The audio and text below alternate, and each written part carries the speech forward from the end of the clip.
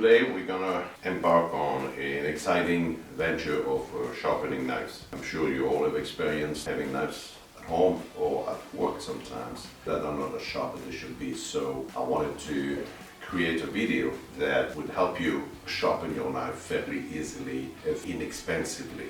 I'm going to focus on the European type of knife, a particular steel, a particular bevel, angle and all that, but I'm going to try to demystify it and simplify it so it's not intimidating and not overly complicated, so you can jump in and do it. I have watched other material out there just to pick up some information to make sure I tell you what's important, what you really need to have, kind of beginning to sharpen your knives. I guess you could consider this a beginner to intermediate type of video when it comes to sharpening knife. I have watched a video, for example, that's almost 3 hours long, very detailed, and it's out there should you really get so excited about sharpening knives. There's a difference between the European steel versus the Japanese steels, but here we're going to focus on the European style knives. Handling the knife also safely, always to the back. When you check for burr, the way you slide like this and gently with your finger like this,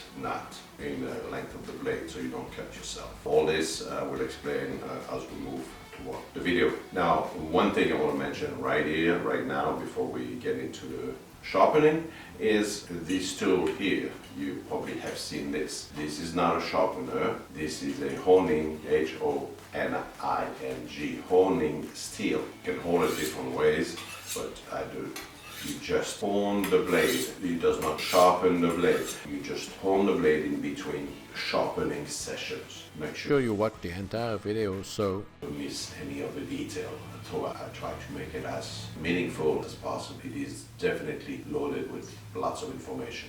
So let me introduce this basic set I have been using. and around $45–50 for the set. They come under different brands, but I've seen that they contain the same kind of tools, some with different add-on items. The most important is your 4 grade of stones. They are in a little plastic boot so that it fits in the wooden base as a kind of rubber mat to help prevent slipping and sliding. If you're not going to use a bridge over your sink, you don't need to go into that if you do not want to, or at least you may try practicing with just that. That should not slip on your table, your countertop. Also, you can still fold a wet cloth underneath and that will even be more steady. 2 sets of stones, different grades. 400 grade, that's your coarse.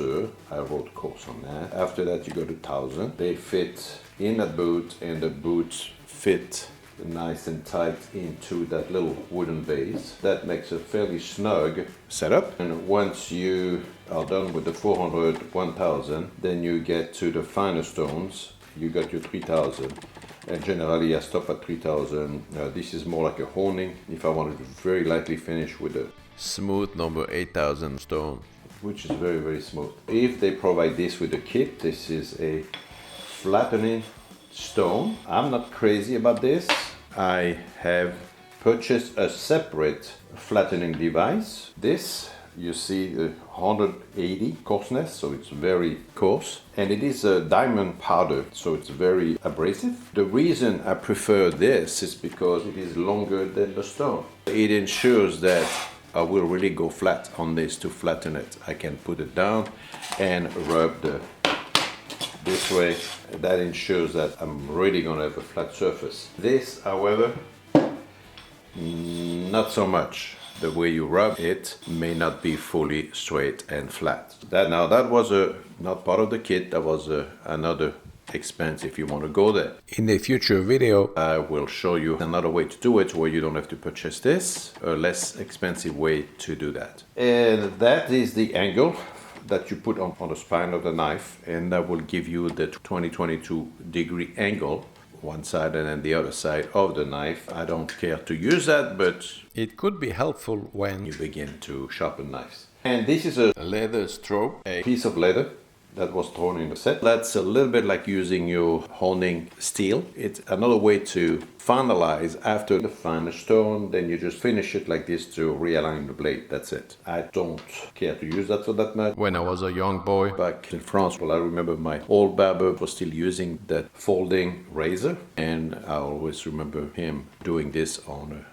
stretch piece of leather, from time to time as he was doing his job. So now I'm gonna show you my home setup for working with the whetstone, and I also built a bridge to work on the sink. It keeps everything nice, and all the mess that the sharpening is gonna produce, and the water is accessible, is all that, so that's really great. Also, you need to soak the whetstone, so let's put them in the water.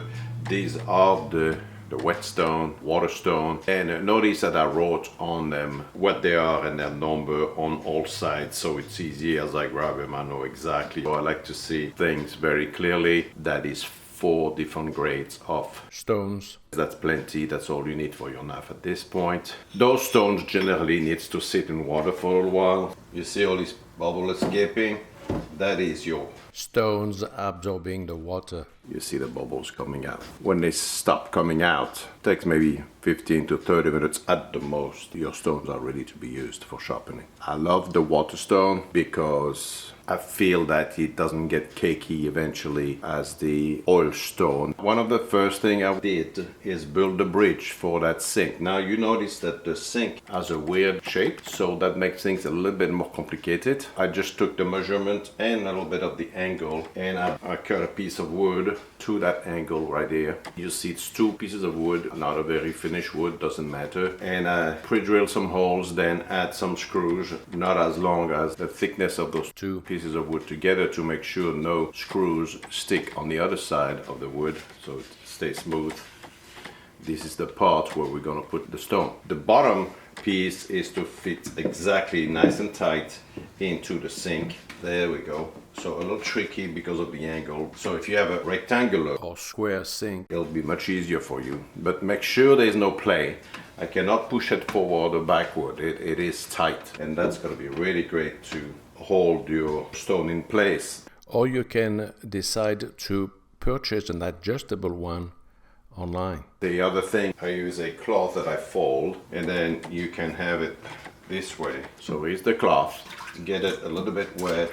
I have my stone here, 400 coarse. This is gonna be the first stone I'm gonna use in my demonstration. Place it here. Now I have a good steady surface to work from, and the other stone keeps soaking. On the other side, I can, from time to time, smack a little water on the stone and ready to go with a knife. It's a wonderful setup. I just add a little water here, and I start the process. I will do that knife in segments, back and forth. Try to use the length of the stone as much as possible to wear out the stones evenly. You see the black marks created, they are actually your metal being worn out. And repeat, my angle being at a 22-degree angle. So you keep going, putting some pressure. Look how I hold the knife. 3 points holding the knife with the handle, one on the blade, and of course I hold it here to put pressure on the blade. Patience, steady. And one thing you're gonna do is, and you can rinse your blade, you feel here you are creating a burr, which is the metal falling on itself. It's catching your finger when you do that away from the blade. Don't do it the other way so you don't cut yourself. So back and forth, you're gonna raise the burr, and that's the process to sharpen your knife. When you're done with the few inches of the tip of the knife, which is kind of rounded, then you move further.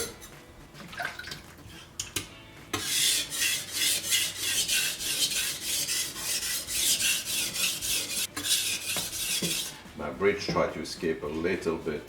The sink is not square. I could build another device to keep it from moving from side to side if it becomes A big issue. when I do a lot of knives. Look at the angle. As I mentioned earlier, that stone set came with a guide. I do not like to use it. It hinders my movement. You have this on your knife and then you can use it as a visual reference of what you're looking for, like this. But I feel a little awkward and I don't like the idea of that piece dragging on the stone, right? So you just eyeball it. That gives you an idea. Another way to know your 20 degree, you got 90 degree angle, and then if you go half, that's going to be 45 degree angle, and half of half is your around 22 degree angle. That's another way to figure this out. So again, now that I've worried about the point so I don't have to turn around, I can do a bigger part of the blade now, all the way to here, the heel, right? And 22 degree angle, back and forth, steady, using the whole length of the stone. Back and forth, pressure in both, going back and forth, steady pressure. You see all that black metal that's going away. You're gonna find quite a bit of metal in the bottom of the sink if you do several knives. So now I feel the burr. When you feel the burr, you know you're doing a good job. If you don't feel it, I don't feel it too much here. That means I need to focus on that area. So the burr is opposite to where you are sharpening. You want to, going back there to get that close to the heel of the knife. I did not feel it. So it was not sharpened enough. Still not there. Here it's good. Good burr here. The point I had done earlier, so I'm not back to that, but I feel the burr all this here, not so much toward here. So I'm going to keep adding some water from time to time. Don't let the stone go dry. Keep your 22 degree angle and get a good little workout. Once you get a hang of it, it's actually quite pleasant. And when you get some sharp knife in the kitchen, I'll tell you what, it's day and night. It's a pleasure to cut with a sharp knife. Now what I'm doing here, it's basic. There is a lot more to learn. This we're talking about the average European type of knife that you find in most kitchens. So here I feel my burr, that's good. So it's time to turn it around and do it the other way. I will raise the burr again. I will remove the burr from one side, raise it on the other side. Then you go back and forth a few times. And because it's a coarse stone here, the first stone that I use, the coarse one, will remove some defects, small defects in the knife. Notice how when I was first figuring this out and I got my first set, I did that on the countertop with a towel, and it got pretty messy, and it was hard to really, even with the base that they provide, to keep this from moving. Here I really can put my weight onto that blade and it's wonderful, and everything stays in the sink, easy to clean. That's really the key right here. So I'm checking the burr again. Now it's back on the other side. So after you do it a few times, what you do is you do it again, but less pressure. You're trying to get rid of that burr so you don't put too much pressure, so you don't lift it again on the other side. And then back the other way.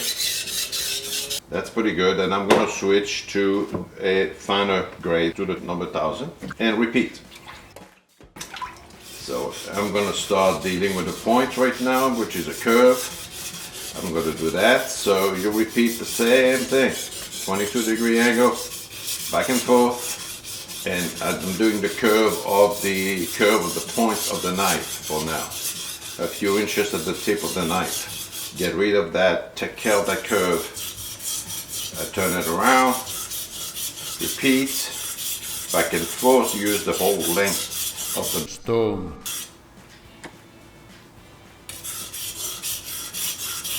Do it until you feel the burr is raised. Burr, B-U-R-R, burr. Same pronunciation as the French beurre or butter. Want to raise that burr. Not beer. No, B-E-E-R. Not that one. That comes after. No drinking and sharpening Knives. No. So you see, I put some pressure on the blade as I sharpen it. Feel that burr. Oh yes. Ooh. Feel that burr. I wish you could see it, but we would have to go with a micro lens. Now I'm turning it around to raise it on the other side. A little water, it's getting all dry here. Oh yeah, this is fun. There. Use the length of the Stone. Feel the burr coming on the other side. Alright, one more time, and then I will work on the rest of the blade. Less pressure.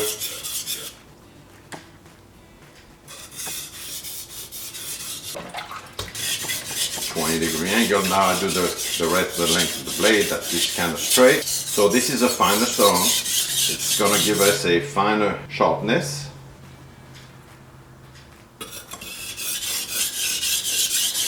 Finer detail, smoother sharpening. Hence sharper. You see little by little the towel is going to absorb some of the metal particles. Going to turn a very dark gray. So feeling the burr on this side. Time to flip it around. A little water.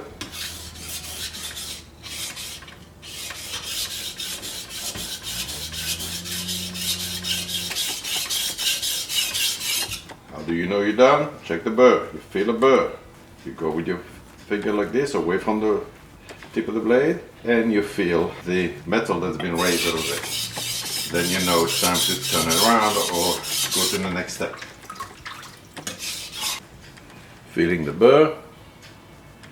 Oh yes, yeah. Turn it around. Put water on the stone.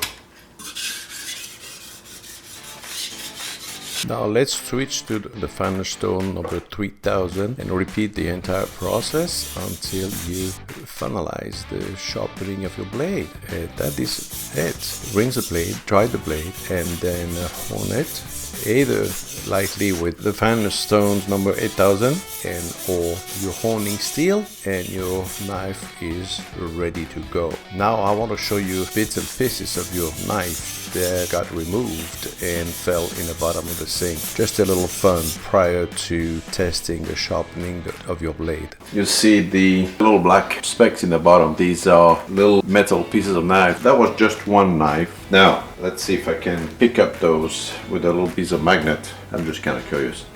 Kind of trying to have a little vacuum cleaner for metal part. You remember that was white? You see all this gray stuff, sludge? That is all little tiny particles. So imagine if you do a dozen of knives, you're going to have quite a bit of metal residue. And now let us check the sharpness of our knife. What do you think? Please comment below. Subscribe and share. Thanks for watching.